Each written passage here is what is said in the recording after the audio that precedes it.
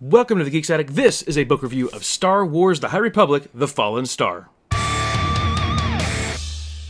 Star Wars The High Republic, The Fallen Star was written by New York Times best-selling author Claudia Gray. She's written many other books like Lost Stars, Bloodline, and a couple other Star Wars books. Now, this is the third High Republic novel published by Del Rey. Thank you, Del Rey, for sending out this copy for me to review. Now, this is also the third and final book in the first phase of the High Republic. Now let's go ahead and get into a brief summary. Keep in mind this is a spoiler-free review. Starlight Beacon, the Republic's physical symbol of peace and loyalty, is the next target of the Nile. Marchion Ro, the Eye of the Nile, has spread his organization out across the galaxy to strike at random to instill fear and chaos. In the Outer Rim, many victims of the Nile have made their way to Starlight Beacon for medical aid and repairs for their ships as it hangs in the space above the planet Irem. Soon, chaos will erupt on the Starlight Beacon and its light will be snuffed out. Let's talk about characters. Up first, we have the controversial Vintian character, Goad. He is that rock character that was introduced in the YA novel Into the Dark, also written by Claudia Gray. Now, he is the comic relief. He made me laugh in this book. He made me laugh in Into the Dark. Actually, he was my favorite part of Into the Dark. So seeing him return in this novel, I was pleased. I found him funny. A lot of people hated the character. Some understood the humor behind it. But he does have this ability that I just could not stand in this novel. It makes no sense, really. It drives me crazy because there's this plot point that we're following, and of course, in this book, there's a couple different plots that are happening. He has this ability that he just randomly turns on and sweeps that whole plot point under the rug for convenience, and I found it very irritating. Maybe that was part of the humor. Maybe that was fun. Maybe that was some humor that went over me, but it's like following it the whole time to just be done. I found it irritating, but glad to see Goad return. Up next, we have Bel Zettifar. He shines in this tale. He really does. While he's still mourning the loss of his master, Loden Greatstorm, he doesn't hesitate to jump into action when the world is burning around him. Now, he and the Wookiee Padawan Burryaga have become great friends and work very well together in this tragic tale of the crumbling of Starlight Beacon. Now, let's get into my overall thoughts. With the High Republic, I really enjoyed the first two adult novels, Light of the Jedi and The Rising Storm. They are fantastic. I don't really like the YA novels.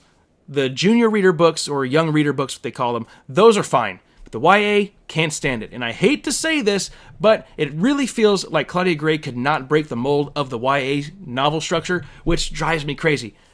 I did not like this novel. I really didn't. The one thing that this story lacks more than anything else would be details, and that's really disappointing. It really does make it feel like a YA novel, because the adult novels usually tend to be very descriptive, detailed. This one, not at all. The other High Republic adult novels, Light of the Jedi, The Rising Storm, they have simple plots, but they are also very descriptive, detailed. You get a good feel of what the characters are feeling, the sights that are happening, everything. You get a good understanding of it. This book, also a great plot. The storyline through was great, but it lacked details. It felt very shallow. There are some elements of this book that I really did enjoy. The horror element, there's something on Starlight Beacon that's hunting down Force users, and it's terrifying for them, it's terrifying for the reader. That part was all handled very well. If you're attached to High Republic characters, your feelings might get hurt because there is death in this book. Something very bad happens to some people, some Jedi, and it's not pretty. This book is a tragedy. It was advertised as a tragedy. So, put your guards up, get ready for some loss.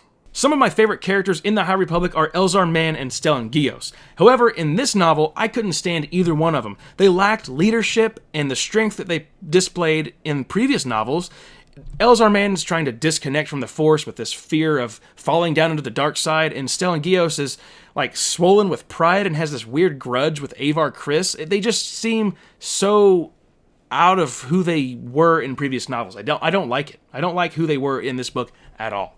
The dialogue between characters wasn't too bad. Of course, you got a couple tacky lines, and it just felt like the rest of the story very shallow. There was a lot of political stuff that was being built up in The Rising Storm. Not one thing of that was mentioned. It's just a weird story.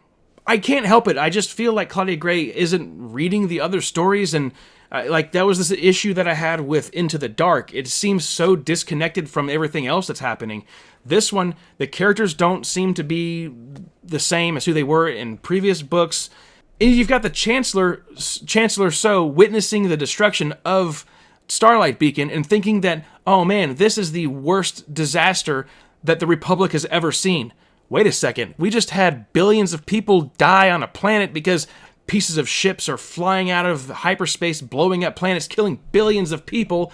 And then in the Rising Storm, you have the Fair on Valo, which, thousands of other people were killed. The Jedi fighting the Nile in the streets. It was crazy. A lot of chaos, a lot of death. The other books, billions of people have died so far. And in this one, you've got the destruction of Starlight Beacon, which doesn't even have a real crew. Oh, here's some Jedi and some other workers that kind of do things, but no one's in, maintenance facilities. No one's piloting the thing. It's weird.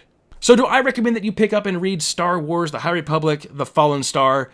Even though I've said some negative things about it, the answer is yes, because I think that a lot of people are going to like this one anyway. It is shallow, though. Just keep that in mind, that it's not as detailed as the other books. It doesn't feel adult, but it is the third book in the High Republic era, adult novels, that is. And it's going to be the end of Phase 1. We're going to be bringing in Phase 2 sometime soon, later on in the year.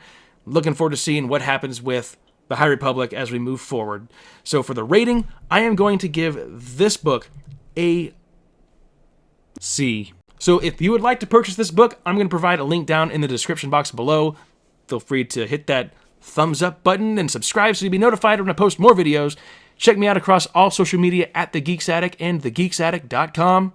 Have a good one.